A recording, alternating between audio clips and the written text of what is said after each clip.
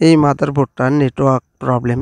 তো 4G network আসতেছে কিন্তু কল যাচ্ছে না, কল আসতেছে না। তো এই ধরনের প্রবলেম হলে এই যে দেখুন আমি দেখাচ্ছি কোন আইসিটা থেকে প্রবলেম হয়। উপরের যে টিনটা আছে এটাকে আমি খুলে নিচ্ছি।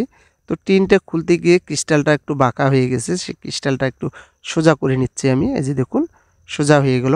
এরপরে পুরাতন একটা মাদারবোর্ড থেকে সেম একই গ্রুপের আইসিটা আমি খুলে নেব।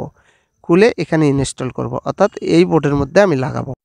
নষ্ট আইসিটা আমি খুলে নেব। দেখতে পারতেছেন আমি হিট দিয়ে যে নেটওয়ার্ক আইসিটা আছে এটাকে খুলে নিলাম। এরপরে অন্য একটা বোর্ড থেকে সেম একই গ্রুপের যে আইসিটা অল্প হিটের মধ্যে ওটাকে খুলে নিতে হবে। নেওয়ার পরে এই যে দেখুন আমি বসিয়ে দিলাম, এখানে আঁকা বাঁকা যেন না হয় সেই দিকে খেয়াল রাখতে হবে। তো আমি এটা বসিয়ে দিলাম, এটা সুন্দরভাবে বসে গেল।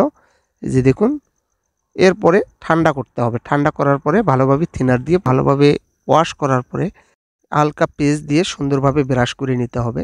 তো আমি ব্রাশ করে নিচ্ছি এটাকে সুন্দরভাবে। এরপরে টিস্যু দিয়ে ভালোভাবে মুছে নিতে হবে বোর্ডটা। মুছে নিলাম। এরপরে মাদারবোর্ডটা আমি আবারও লাগাবো। লাগার পরে চেক করব যে নেটওয়ার্ক আসলো কিনা। যেহেতু অরিজিনাল আইসি সেক্ষেত্রে নেটওয়ার্কটা সেটিং করে নিচ্ছি।